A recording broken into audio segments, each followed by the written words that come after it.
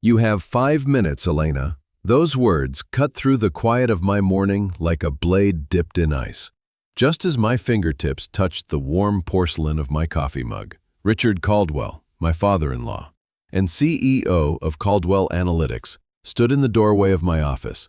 His tailored charcoal suit gleamed under the recessed lighting, his silver hair perfectly combed back, but it was his eyes that made me straighten, cold, calculating, and waiting.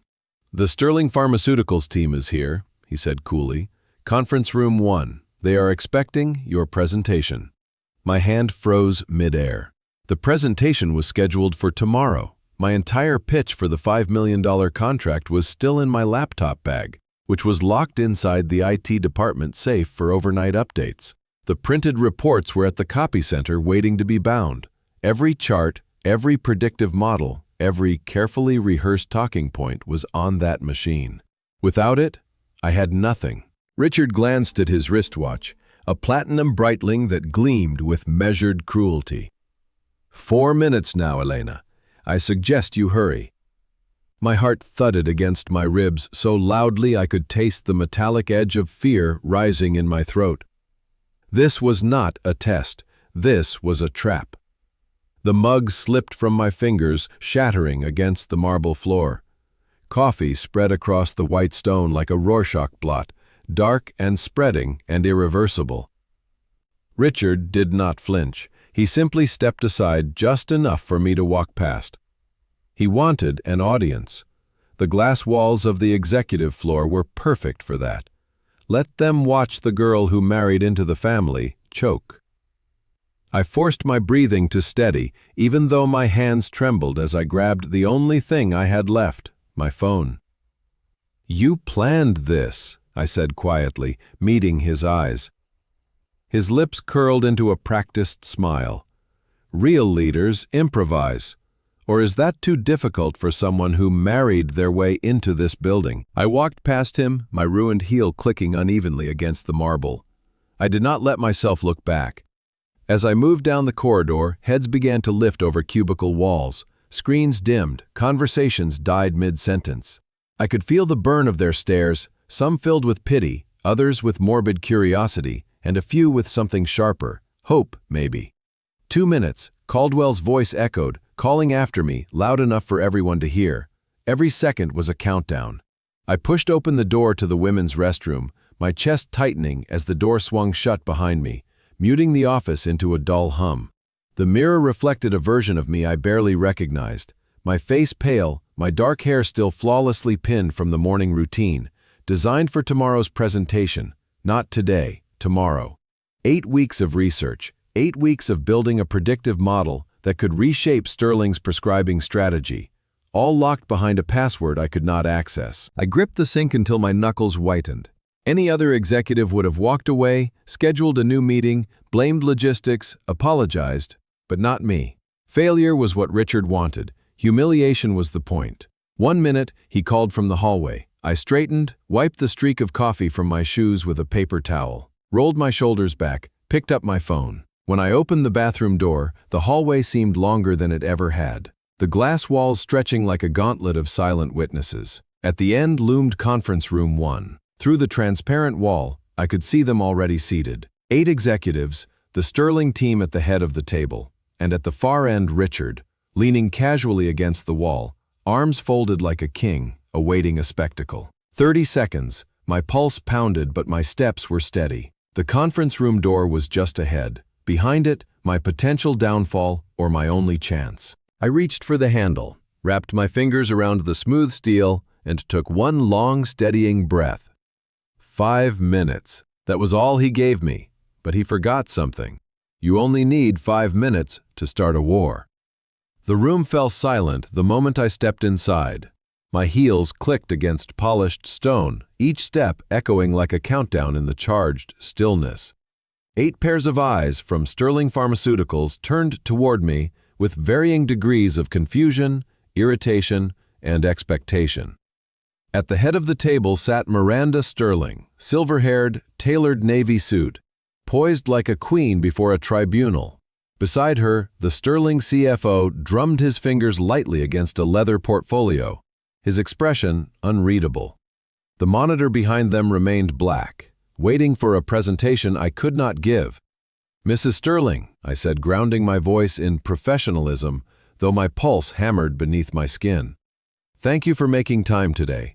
We were told the presentation was ready. She said, her tone crisp, her eyes like winter steel. I caught the slightest flicker of impatience. "We flew in from Boston for this." "It is ready," I replied, lifting my phone and placing it gently on the table. Screen upward like a fragile weapon, just in a slightly different format than expected. A quiet murmur swept across the room. Richard stood near the glass wall, arms crossed, the faintest smirk pulling at his mouth. He emphasized every syllable when he said, "Your presentation, Elena," making sure the room remembered I was Caldwell by marriage, not by blood. I forced a calm breath. "Before we begin," I said, looking at Miranda directly, "I want to understand something. What is the one insight about your prescriber data that if you knew right now would change your entire approach to launching Lysantra next quarter?" The question landed like a stone in deep water.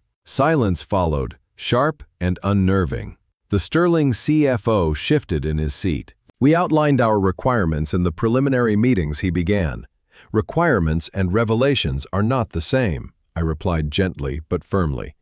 I tapped my phone and opened the calculator app. It was the only tool I had left, the only window to prove I still had control. "You already know current prescription rates, regional adoption, and demographic breakdowns. You have dashboards for that. So does every analytics firm pitching to you. But that is not what keeps your board awake at night, is it?" Miranda did not respond, but she leaned forward slightly. A shift so small most would miss it, not me. "Your concern is not what doctors are prescribing, but which ones will be first to defy protocol and prescribe Lysantra as first-line therapy, even before guidelines catch up. That leap is where the $5 million decision lives." The room's energy tightened, a subtle shift in the air. I brought up the Notes app and began sketching crude figures with my fingertip. "There is a pattern," I said. "A hesitation. 3 seconds. That is the average delay physicians take before submitting an order when prescribing off-label oncology medication. Not refusals, not cancellations. Hesitation. It means they are considering risk before committing. Project that hesitation across your core target markets, and it becomes a forecast 6 months ahead of prescription data." "How do you know that?" Miranda asked. But this time her voice was not ice, but curiosity. "Because while others tracked outcomes, I tracked indecision. I spent 6 weeks mining public health prescribing metadata, timing revisions, canceled orders, resubmissions. The hesitation tells a story no dashboard has shown you yet." The CFO no longer tapped his pen. One of Sterling's senior analysts leaned forward, studying my phone screen. I turned it so they could see the rough numeric patterns drawn across the display. "This is not your slide deck," Richard said softly from behind, as if announcing a failure. "No," I answered, still looking at Miranda. "This is the thinking behind the slide deck." Miranda's expression changed ever so slightly, the first crack in the ice. "Show us," she said. "Show us how hesitation becomes prediction." My lungs tightened with both terror and electricity. This was my moment. No graphs, no animations, no laser pointer. Just data living in my head and a phone in my hand. I began outlining variables: physician specialty, median patient risk profiles, prescription timing, clusters. My thumb flew over the calculator app, drawing curves with approximate ratios. The conference room glass reflected their faces back at me, illuminated not by a projector, but by interest. Minutes earlier they had expected a disaster. Now they were listening. Richard's reflection in the glass shifted, arms uncrossing, ever so slightly. He was not smiling anymore. The Sterling team watched silently as I spoke faster, aloud, rearranging variables from memory, piecing together the invisible machinery behind my model. All I had was a phone, but it was enough to make them pause, enough to make them see I was not there by accident. I ended the segment with one clear sentence. "I cannot show you my slides today, but I can show you the future." The room held its breath. And in that breath, for the first time, I felt the tide turn. Miranda Sterling did not blink.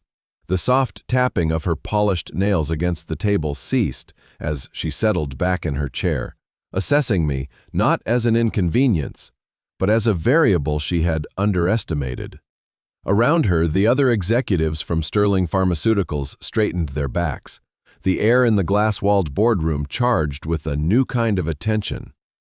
"Show us how hesitation becomes prediction," Miranda said, her voice no longer an ice blade, but something sharper. "Curiosity." I drew a slow breath, steadying my pulse. Every number, every ratio, and pattern I had studied over the past 8 weeks unfurled in my mind. I switched from the calculator app to the blank note screen on my phone and angled it so the entire table could see.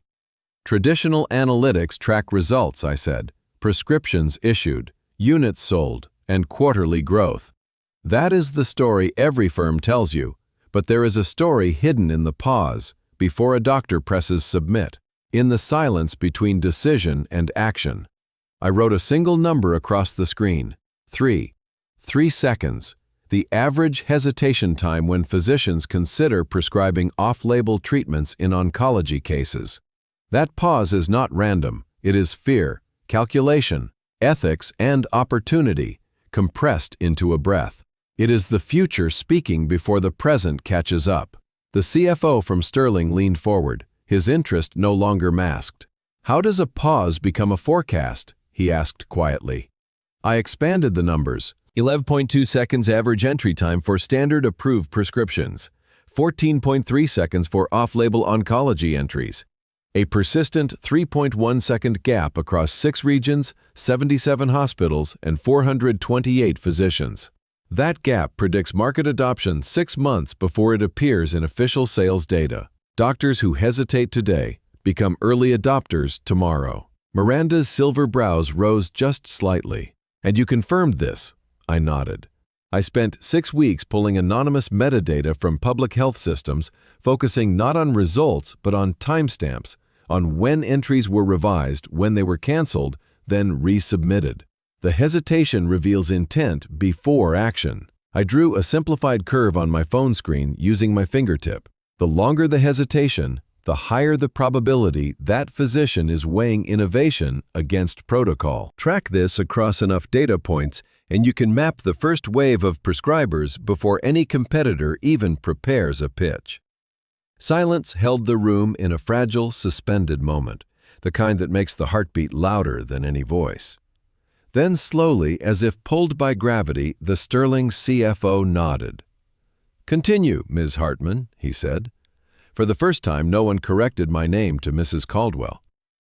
I walked them through variables, physician, specialty, patient risk categories, insurance approval rates, prescriber history with new therapies. My voice grew steadier as the rhythm of logic took over. I knew this model like I knew my pulse. 8 weeks embedded in every number, every sleepless night tracing edges of data in darkness. I turned my phone again, displaying rough clusters of data points. Here are cardiothoracic oncologists in Chicago. Here are hematologists in Boston. Watch the hesitation spikes the week after Lysantra's FDA approval for second-line therapy. Those spikes predict the first-line adopters. Miranda exchanged a glance with her CFO. "And your competitors," I said, "are only watching the prescriptions, not the thought before the prescription. They will know who changes the market after it happens. I can tell you who will change it before it begins." Even Richard, standing by the glass wall, had stopped breathing, or so it seemed. This was not how his humiliation ceremony was supposed to go. Miranda's voice cut through the electric hush. "You have no slides, no laptop, no printed data, but you are asking us to believe you can see 6 months into the market's future with a phone and what memory?" I met her gaze. "No, I am asking you to believe that the human mind still matters more than a finished slide deck." Her lips curved into something almost like a smile. "And what do you call this 3-second phenomenon?" The room waited. "The hesitation index," I said quietly. Her nod was small, but it landed like thunder in Richard's silent world. For the next 20 minutes, I stood with only a phone in my hand and tore apart every assumption they walked in with. And as I spoke, the room that was meant to be my grave began to feel like a beginning. "Show us." Miranda Sterling's words hung in the air like a blade suspended above glass. Not a theory, not a concept. Show us something real, even if it is unfinished. Her request was not curiosity, it was a quiet command, a test, one I was either going to pass or bleed beneath. My pulse pounded in my ears. The prototype, the dashboard, the actual skeleton of the system I had built was real, but it was in pieces back in my office waiting to be assembled for tomorrow. My laptop was still locked in the IT department safe. The servers were under corporate restriction. My only functional interface was my personal tablet tucked inside my desk drawer 30 feet away, past the hallway and past Richard. "I can show you a beta version, but it is not in this room," I said. There was a pause. Miranda leaned back. "How long do you need?" 90 seconds. The CFO lifted a brow as if I had just challenged gravity. Richard stepped away from the wall arms folding across his chest. "Elena, this is not the time to be theatrical," he said. Miranda did not look at him. She raised her wrist and tapped her Cartier watch. "You have 90 seconds, starting now." I did not run, but every step pushed the edge of control. My broken heel clicked against marble in uneven rhythm like a ticking bomb. Eyes followed me through the corridor. I reached my office door and pulled. Locked, of course. My keycard was in my laptop bag inside the IT safe. "Looking for this," Lydia Park's voice whispered behind me. She stood holding her master access card, her face calm but her eyes said everything. I took it with a nod of gratitude and swiped. The light flashed green, 40 seconds left. I yanked open the drawer. My tablet lay inside in its dark leather case. I powered it on, the logo glowed white. "Too slow. Come on, 30 seconds. Richard's voice echoed from the hallway loud enough for everyone to hear. 25 seconds. The system finally unlocked. I navigated to the confidential beta app, my fingers flying. The interface opened, raw, unpolished, but alive. 15 seconds. I tucked the tablet under my arm and hurried back. Lydia stayed behind, silent sentinel. My breath burned in my lungs, but I kept my posture steady. I reached the conference room door. 5 seconds. Richard said almost gleefully from his place near the glass. I stepped inside as Miranda counted softly under her breath. 1. I placed the tablet on the table. "Your proof of concept." My voice was steady, though adrenaline roared through my veins. I tapped the screen and mirrored it to the wall display. The room lit up with data. Not slides, not polished graphics, but living data. Real-time prescription streams from public databases. A rough heat map, columns of hesitation metrics updating in seconds. Miranda stood. "Is this live?" "Yes. 30 days of publicly available prescribing metadata filtered through my hesitation model. Watch this." I zoomed into the mid-Atlantic region. Red clusters flickered across the map, indicating prolonged decision intervals around a competitor's drug. These physicians are hesitating, which means they are searching for alternatives. They are your future prescribers. The room began to murmur. The Sterling CFO leaned forward, tapping numbers into his own tablet. One of their analysts spoke quietly. "This aligns with the shift we suspected but could not quantify." Richard no longer leaned against the wall. His arms had lowered. His smile was gone. Miranda approached the display, hands clasped behind her back. "You built this in 8 weeks. 2 years conceptual work, 8 weeks execution. Alone," I said. She studied the heat map a moment longer. Then she turned to me. "Continue." And just like that, the disaster Richard designed became my stage. For the next 20 minutes, I explained algorithms, physician segmentation model accuracy rates. The battery icon on my tablet dropped to 12%, and sweat beaded down my spine, but I kept going.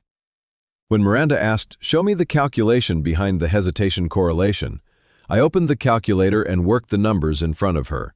No more hiding behind slides, just truth, raw and undeniable.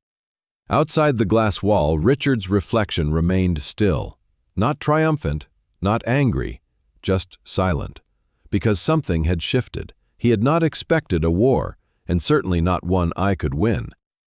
When I finished, the room did not applaud.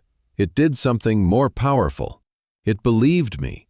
And belief is the first crack in any empire built on doubt. The room was silent when I finished, not the silent of discomfort or disbelief, but the kind that comes when logic leaves no room for argument. My tablet screen dimmed to 10% battery, as if even it understood the fragility of the moment. Then Miranda Sterling spoke. "I have sat through 47 vendor presentations," she said slowly, her voice calm but cutting. 47 polished slide decks, slick animations, perfectly rehearsed scripts. But this is the first time someone has shown me the thinking behind the solution rather than the performance of it. Across the room, Richard shifted. He stepped forward with a smoothness he had perfected over decades of boardrooms and betrayals. He rested one hand on the back of an empty chair, his expression composed like marble. "We appreciate the creativity," he said smoothly, "but this demonstration was clearly unprepared. I suggest we reschedule for when Elena has her full materials. Another day, another time." "No," Miranda said without hesitation, her voice sliced through his like glass. "We will not reschedule." Every head turned toward her, even Richard froze for half a breath. She stepped away from the table and approached me, not close enough to intimidate, close enough to declare alignment. "What you showed today is raw, unrefined, but it is more valuable than 100 polished decks, because it is alive, and more importantly, it is yours." Richard's eyelids flickered, his jaw tightened just slightly. Miranda turned to face him fully. "I want Caldwell Analytics for this contract, but only on one condition." Richard straightened. "Of course, Miranda, we can negotiate.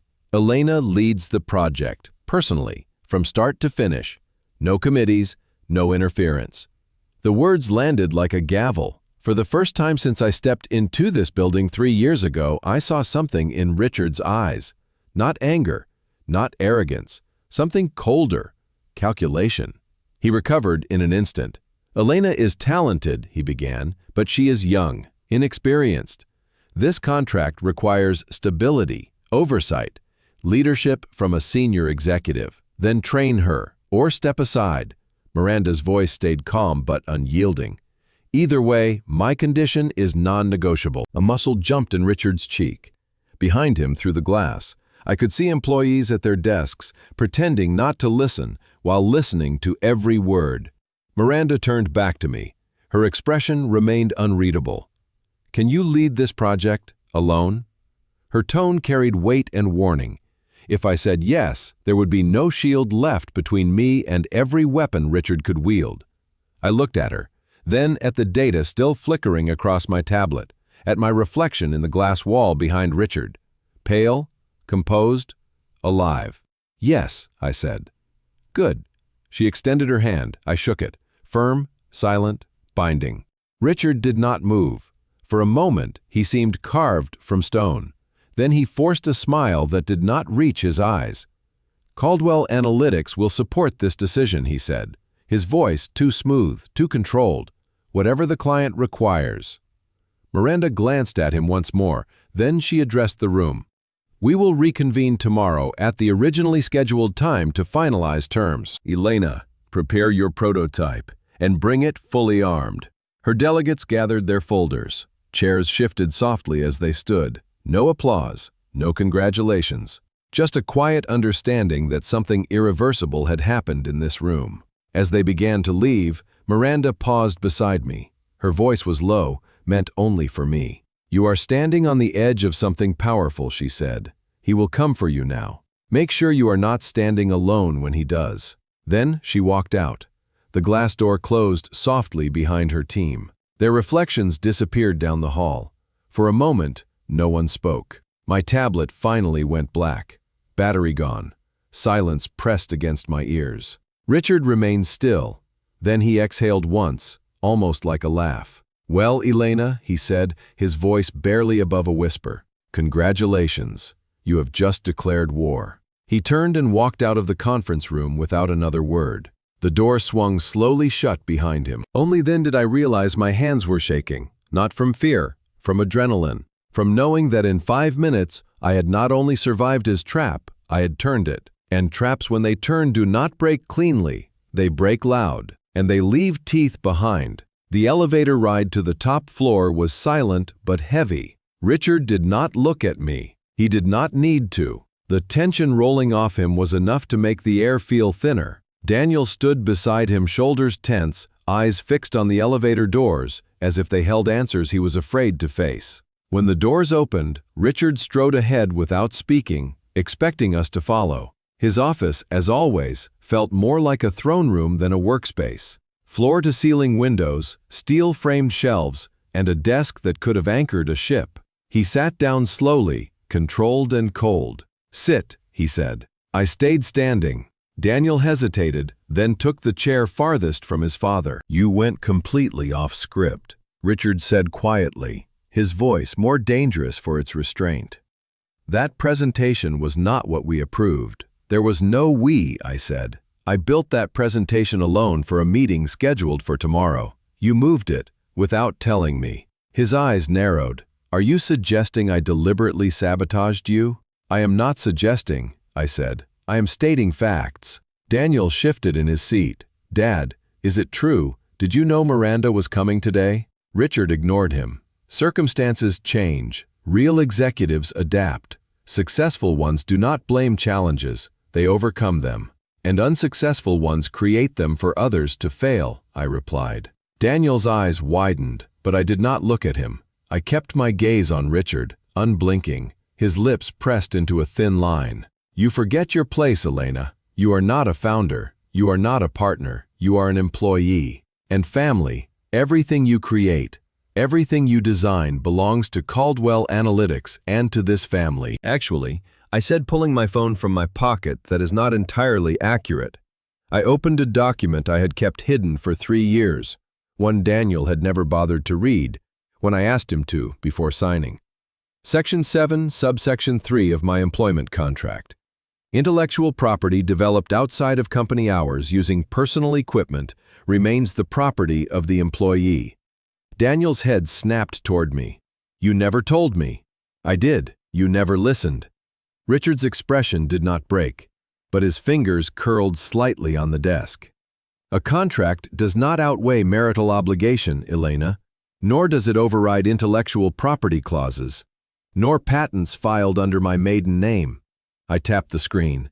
"Reyes, not Caldwell. The patents for the hesitation index for the temporal predictive model. All filed, all time-stamped, all mine." Daniel stared at the floor. His voice was barely audible. "You filed patents without telling me." I tried, again and again. "You were too busy, or too tired, or too loyal to him to hear me." Richard stood slowly. His voice dropped even lower. "Do you understand what you are doing? To this company, to this family." I met his gaze. "Do you? You tried to humiliate me in front of a $5 million client. You locked my work. You moved the meeting. You prepared a stage for me to fail. And I did not. That is what this is about, Elena. You embarrassed me, publicly, in my building." "No," I said. "I succeeded, publicly, in spite of your building." Daniel's hand clenched into a fist against his thigh. "Dad, is this true? Did you move the meeting?" Richard turned on him. "Daniel, do not let emotion cloud your judgment. She married into this family.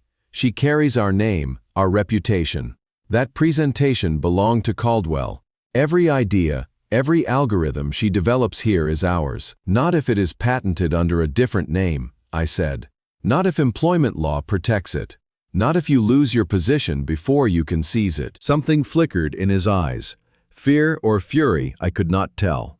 "You underestimate what this company can do to those who betray it," he said. My voice did not waver. "And you underestimate what I am willing to do to protect what is mine." Silence, cold, sharp, unbroken. Then Richard leaned back slowly. "Very well, you want a war, you have one." He looked at Daniel, "And you decide now who you stand with, your wife or your blood."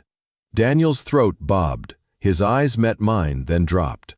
"I do not know," he whispered. Richard smiled without warmth. That is what I thought. He dismissed us with a flick of his hand. Get out, both of you. We walked out without speaking. The hallway felt colder somehow. Daniel reached for my arm, but I stepped aside. Elena, please, I need time to think. I stopped. Time is the one thing we no longer have. I walked away, leaving him between two wars. And for the first time I understood what Miranda meant. He will come for you. Make sure you are not standing alone. War had been declared, and war demands preparation. The next morning the office felt different. Not quieter, but watchful, like the air before a storm breaks. People looked at me, then looked away. Somewhere behind glass walls, whispers moved faster than email. I did not stop walking. I had a list to complete, proof to find, time to beat. I took a sick day. For 3 years I had never missed work, but today absence was strategy, not weakness. I drove to the downtown public library just as the sky turned pale with winter light. The building smelled of old paper and quiet history. I found a corner table where no Caldwell employee would see me and opened my laptop. Not on the corporate network, but through a private hotspot I had set up months ago for emergencies. Chicago, 2018. Caldwell Analytics, Midwest Division. The search results were buried, but they were there. Articles from financial journals, archived statements from former employees. Headlines whispered. Collapse, lost contracts, restructuring. One quote stood out like blood on snow. We require partners who evolve with us. Unfortunately, some leadership remains anchored in outdated models. Miranda Sterling, 3 years before today. I printed copies and slid them into a folder. My phone buzzed, a single message from Lydia. Can we meet? Not at the office, urgent. I hesitated only a moment before replying, yes, 30 minutes. She chose a small cafe 6 blocks from Caldwell Analytics. When I arrived, she sat in the corner clutching a cup of tea like it was life support. Her eyes were swollen, her voice barely above a whisper.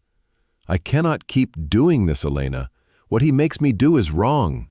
My heart tightened. What do you mean? She looked around, then pulled a small, worn notebook from her bag. Your emails. He has me forward all of them to a private server, every calendar entry, every call log, even your medical appointments. He wants to know if you are trying to have children. The world seemed to tilt. Children? Why? I asked. Lydia shook her head. He said leverage. He wanted leverage. I reached across the table and took her hand. You are not the enemy, Lydia. You are a witness. She swallowed hard. There is more. He records your office line calls. He asked me to track your travel patterns, credit reports, even your parents' information. Your mother and father in Ohio. Cold spread through my body, not like fear, but like resolve. I photographed every page of her notebook with my personal phone, then closed it before tears could fall. Thank you, I said quietly. When this is over, you will be safe. She nodded. My daughter just turned 18. I can leave soon. Just promise me he will not hurt anyone else. I left the cafe and drove home.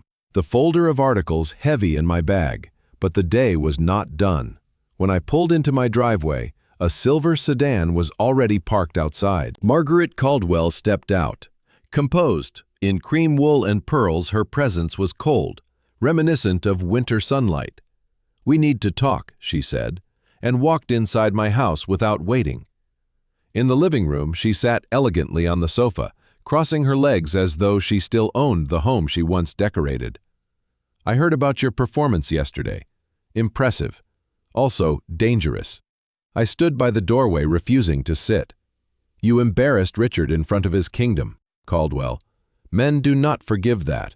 Trust me. I married one. She reached into her bag and pulled out a thin folder.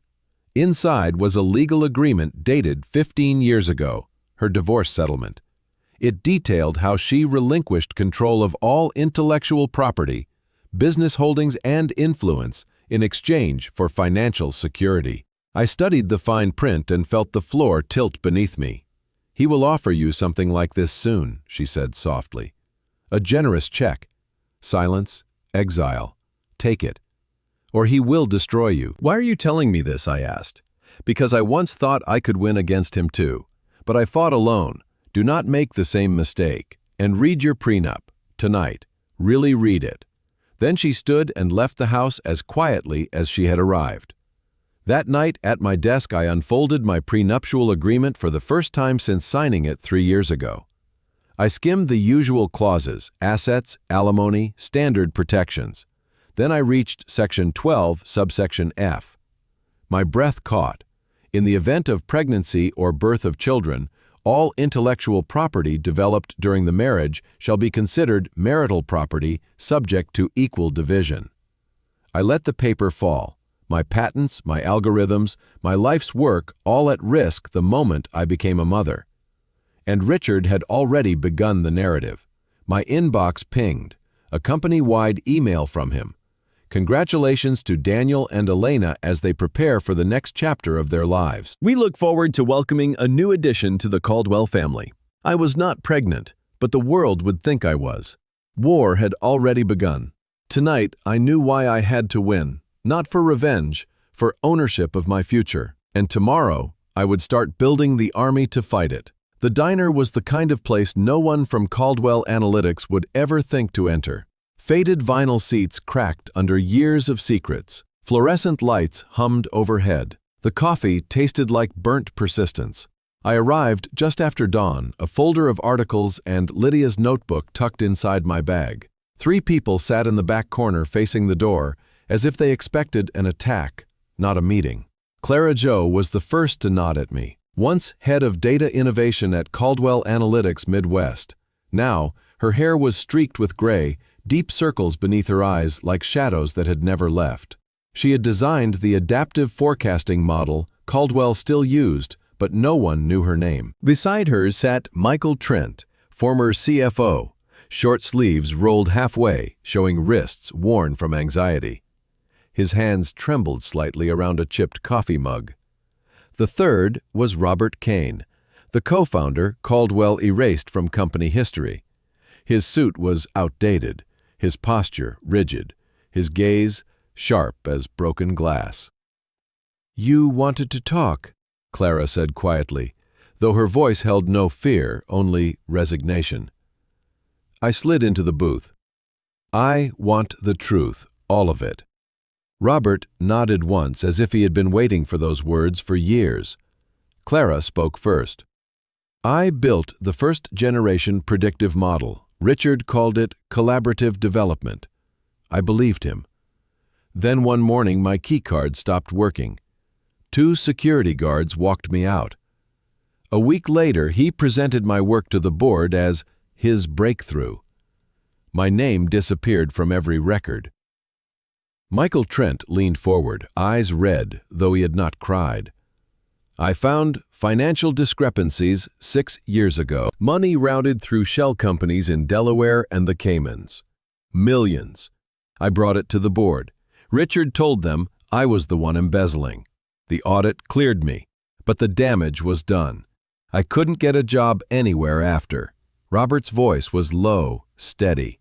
"We founded the company together, 50-50 partners, until his attorney found a loophole in the original operating contract. I lost everything: marriage, reputation. I thought about taking him to court. Then I remembered he does not fight fair. He wins first and buries you later."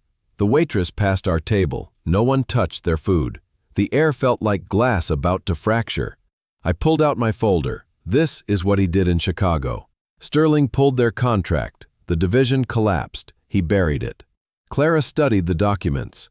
"So you know?" "Yes, but I need more than rumors. I need documents, emails, contracts, proof, enough to make the board listen." Michael reached into his coat and placed a flash drive on the table. 3 gigabytes of financial records, unaltered, hidden copies. Clara followed, sliding a thin stack of printed emails across the table. Threads between herself and Richard. Praise, promises, the termination notice. Robert placed a worn cardboard box between us. Legal correspondence with dates, signatures, and one final note from Richard. Sometimes the only way to build something great is to burn the weak pieces. I swallowed hard. Why help me now? Clara met my gaze. Because you still have something left to lose. We already lost ours. Before I could speak, my phone buzzed. A single text from an unknown number. Parking lot, now. My pulse tightened. I excused myself and stepped outside, cold air stinging my lungs. Margaret leaned against her silver sedan, arms crossed. "I thought you might want this," she said, handing me a sealed envelope. Inside was a copy of her divorce settlement, annotated in red ink, and a note. "You cannot beat him alone, but you can beat him legally." She looked at me, then toward the diner. "You are stronger than I was, but strength is not enough. You need strategy and allies. Choose wisely." She stepped into her car and drove away, leaving only the faint scent of expensive perfume and unfinished warnings. I returned inside. Clara, Michael, and Robert watched me with a quiet understanding. I opened my bag and pulled out 9 white USB drives, setting them on the table one by one. There are 9 board members. Each of them will receive everything you have given me. But we do this clean, legally, no leaks, no rumors, one strike, one moment. "And if they do not listen," Robert asked, "then we make them listen. The hesitation index might win a contract, but this will win a war." Silence settled, sharp and certain. They nodded. I gathered the drives, the files, the testimonies, everything I needed to expose Richard and everything he built on stolen backs. As I walked out of the diner, the sun cut through clouds, turning frost into glimmering shards of light. For the first time since this began, I did not feel hunted. I felt armed. Ghosts of his empire were no longer silent. They were witnesses, and soon they would become the jury. I arrived before dawn. The tower was a glass needle pushed into the pale city sky. The security guard nodded without surprise as I walked to the elevator. The boardroom on the top floor felt different without the usual late-morning bustle. It was a place of ritual, set pieces, and practiced expressions. Today it would be a stage for something far uglier and far truer. I had 9 white drives in my bag. Each one held mirrored copies of the files Clara, Michael, and Robert had entrusted me with, plus the articles I had printed from the archives Lydia had provided, and the scanned pages from Margaret. I had placed them there with a slow, methodical motion earlier that morning when the building was still half asleep. Beside each nameplate, I left the same unadorned drive. It was an offer and an accusation laid at each man's hand. By 8:30, the chairs had been filled. The water glasses sat untouched. Harold Whitaker, the chairman, adjusted his cuffs and gave me a look I had not expected. Not surprise, not welcome, but a kind of wary curiosity. Richard walked in shortly after with an entourage that signaled he had expected no resistance. He moved with an old grace, the kind that comes from years of being unchallenged. He did not see the drives. His assistant had not believed them necessary. Then Daniel arrived. He looked as if he had aged 10 years in a week. He set a thin folder on the table and looked at me for a bare second. I nodded. He opened it and set the financial trail on the table as if he were setting down a confession. Bank statements, wire transfers, shell companies, cleanly printed and annotated. Evidence that tied a string of payments to accounts that funneled money from Caldwell Analytics to entities with no real business function. It was ugly and tidy and undeniable. Harold cleared his throat and began the meeting in a voice that tried to be neutral. The agenda was the quarterly report and governance issues. Richard moved smoothly into his prepared remarks. He had the cadence of command perfected. Then Harold paused, held up a drive, and asked calmly who had distributed these. Eyes strafed the room like searching for an arsonist. Mine landed on Daniel, who rose and said plainly, "Elena Hartman distributed them." Richard's expression shifted into practiced indignation. "My daughter-in-law has no standing to do this," he began. "She should be removed from the meeting. She is not a shareholder. She is an employee. She is family." But Daniel stepped forward with a steady voice and said, "I stand by my wife. I have financial disclosures I need to present. As CFO." The room slithered in tension. One by one, the drives were inserted into laptops. Fingers moved. Faces changed. Harold's assistant scrolled through documents and her face went pale. Marcus from legal leaned over and whispered into Harold's ear. The phone in the center of the table chimed. Harold answered. It was a call that would alter the room's gravity. On the line, Miranda Sterling. Her voice filled the room without presence, but with intention. She explained succinctly that the Sterling contract explicitly required Elena Hartman personally to lead the analytics project. If she were removed, the contract would be void. She also said that Henderson Industries, the Zhao Group, and 2 other major clients had been placed on notice until the board clarified who would lead Caldwell's pharmaceutical practice. Harold's fingers tightened on the phone like a man holding a life raft. Richard's mouth worked. He attempted to claim the materials were taken out of context. He attempted to cast them as a coordinated attack by disgruntled former employees. He attempted to weaponize our family ties. Each assertion cracked under the weight of the documents on the screen. Then the door opened. Margaret Caldwell entered, calm and immaculate, as if she had stepped out of a portrait. She was flanked by 2 compact-looking lawyers who handed a thick envelope to Harold.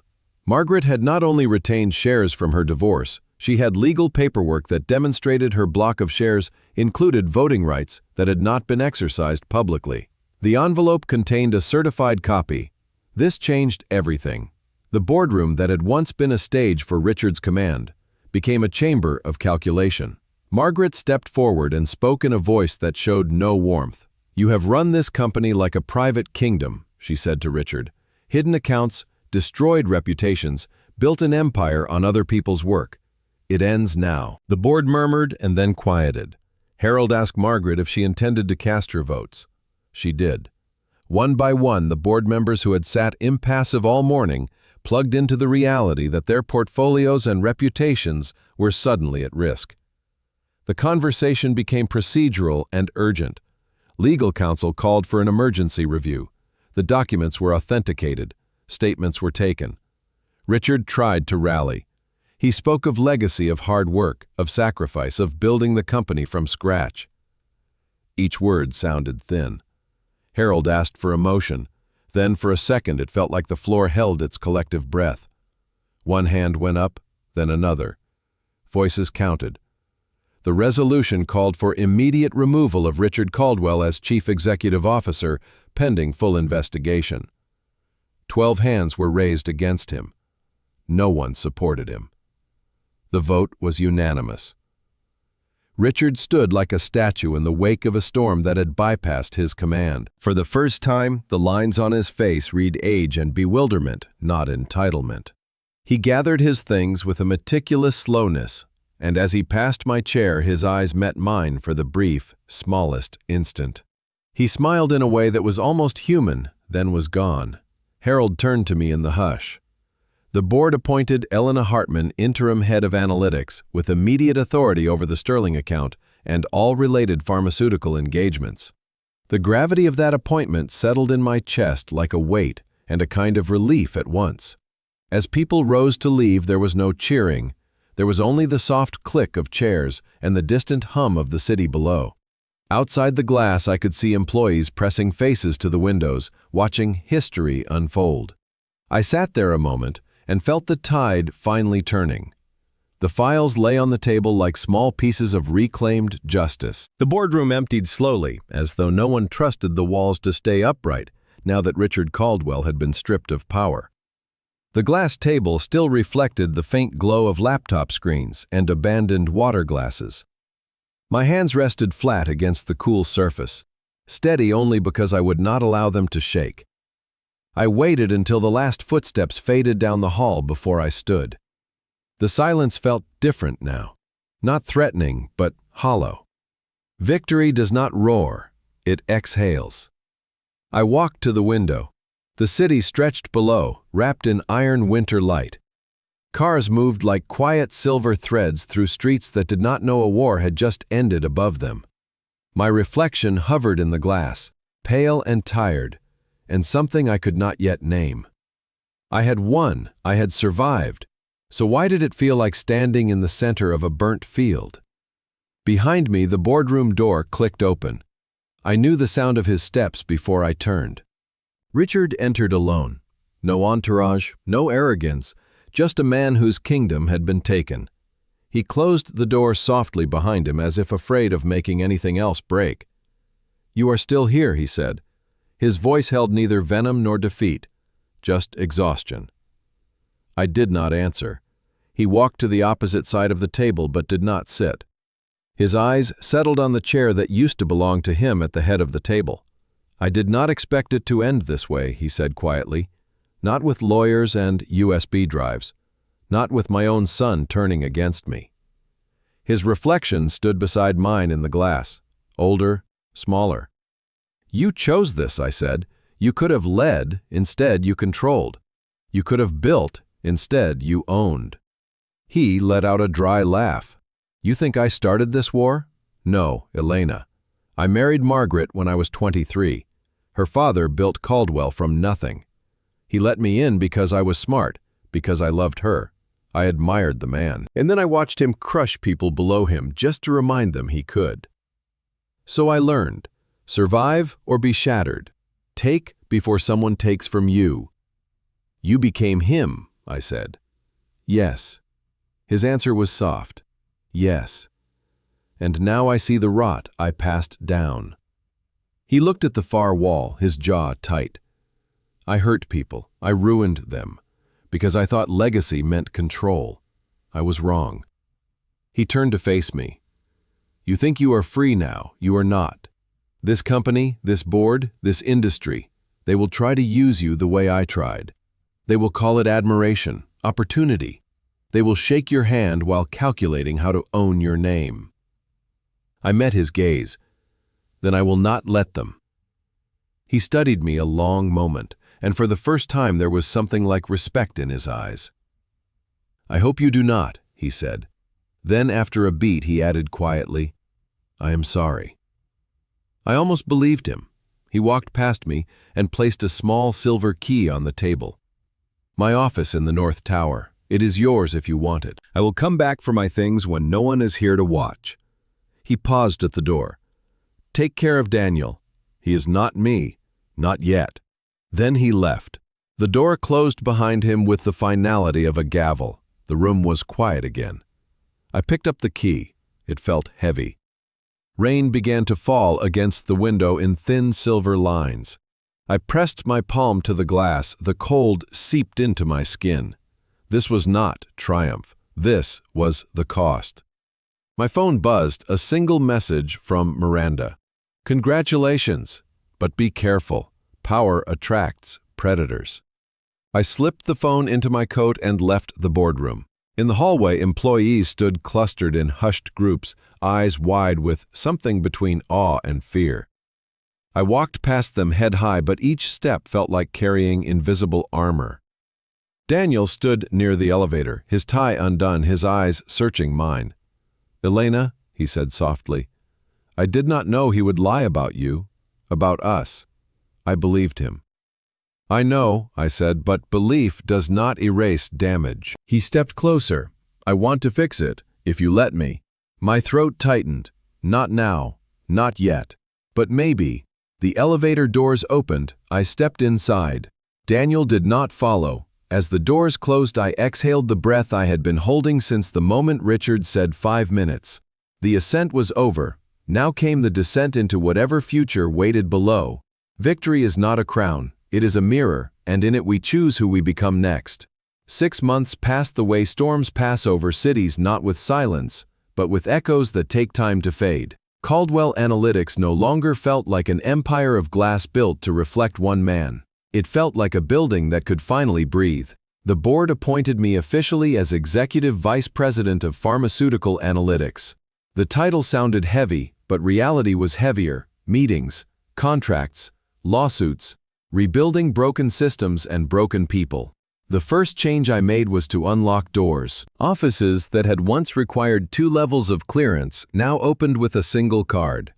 I removed the frosted glass from executive doors so that people could see one another again. The silence that hovered in the hallways turned into conversation. Not loud, not reckless, honest. Lydia became my chief of staff. She no longer carried a notebook filled with secrets. Her daughter got into Stanford. I attended her farewell dinner in a quiet Italian restaurant where the lights were warm and no one said the word sabotage. Clara Ju returned, not as an employee, but as director of research with her name restored to every patent she had authored. Michael Trent consulted on financial ethics. His hands no longer shook when he signed documents. Robert Kane refused to rejoin formally, but came in twice a month to advise me on governance, not for the company, but for the soul of it. Margaret visited rarely. When she did, she walked the halls quietly, touching the walls as though reacquainting herself with an old house reclaimed after a fire. She said she always believed Caldwell could be saved, not by strength, but by restraint. She did not mention Richard except once over tea when she said he had moved into a small apartment overlooking Lake Michigan. He taught a business ethics seminar at the university. Irony was not lost on either of us. Daniel and I lived apart, not divorced, but not whole. He rented a small apartment 3 blocks from the office and began therapy, the way someone learns to speak again after a long silence. He stopped wearing the Caldwell name like armor. He visited his father twice a week. Some wounds heal, others remain but no longer bleed. Miranda Sterling kept her promise and more. The Sterling contract grew from $5 million to $17. 3 other pharmaceutical firms signed within months, not because of polished presentations, but because of results. The hesitation index became an industry term. Analysts at conferences argued about its implications. Papers were written. Debates sparked. And at the end of every presentation, they credited it to Hartman, not Caldwell. But success invited shadows too. Competitors sent offers, some kind, some poisoned. Investors wanted me to expand, to franchise, to step into the CEO seat Richard had left vacant. I said no. I wanted to build, not own. To lead without becoming another version of the man I had defeated. Still nights made me question. Alone in the North Tower office, looking at the city lights, I would press my palm against the glass where rain used to run, and think of what Richard said that day. Power uses people if they let it. Legacy consumes those who build it too fast. One evening in late autumn, I found Daniel standing outside the office building in the cold. No coat, just a folded envelope in his hand. "I thought you might be here," he said. His voice was quieter now, as if he had learned not to speak over the noise inside his own head. He handed me the envelope. Inside was a letter, unsigned but familiar. It read, "I loved you before the boardrooms, before the contracts, before my father's name became a wall between us. I do not know how to fix us, but I want to try. Not with promises, with work, with time. I will wait, if you will let me." I folded the letter and placed it in my coat. I did not answer right away. Instead, I looked at him standing under the streetlight, hands bare, breath fogging the air. For a moment, he did not look like a Caldwell. He looked like Daniel. "Maybe," I said, "maybe we can try." He smiled, not with triumph, but with relief. Small, human. I walked back inside. My office was dark, except for the reflection of the city. I touched the glass, no rain, just the hum of traffic below. Tomorrow, there would be more meetings, more decisions, more chances to break or build. But tonight, I allowed myself to breathe. 6 months ago, I fought to survive. Now I fought to stay human, and tomorrow I would choose again. The morning light over the Chicago skyline was pale and silver as though the city itself stood between night and day undecided. I stood in my office at the North Tower looking out at the frozen lake, sipping coffee that had long gone cold. On my desk lay 2 envelopes, both opened, both waiting. They were not threats. They were invitations. The first was simple and elegant, embossed with the crest of Sterling Pharmaceuticals. An offer to join as Chief Data Strategy Officer with full creative control over their global analytics division. Salary doubled, bonuses beyond numbers, a lab in Geneva, research teams in Tokyo and Berlin. All under one condition. I leave Caldwell Analytics in 60 days and never look back. The second envelope came on plain paper with a single sentence from the board of Caldwell Analytics. We are prepared to appoint you as Chief Executive Officer. No crest, no flourish, no poetry. Just power placed in 12 words. Behind me, the office door opened softly. Lydia stepped in, holding a tablet, her expression gentle. "They are waiting downstairs," she said. "Miranda in conference room A, the board in B. 2 roads." She paused, then added, "You do not have to pick either. You can walk away. Build around yourself instead of on top of ruins." I nodded but said nothing. She left quietly. I walked to the window below. The streets were waking. Delivery trucks hissed along icy pavement. Steam rose from sewer grates. People hurried with their collars turned up against the cold, never knowing that above them a decision was forming that would change more than a company. The door opened again. This time it was Daniel. He wore no tie. His coat was dusted with fine snow. He did not come closer than the threshold. "I heard about the offers," he said softly. "I wanted to say something before you choose." I waited.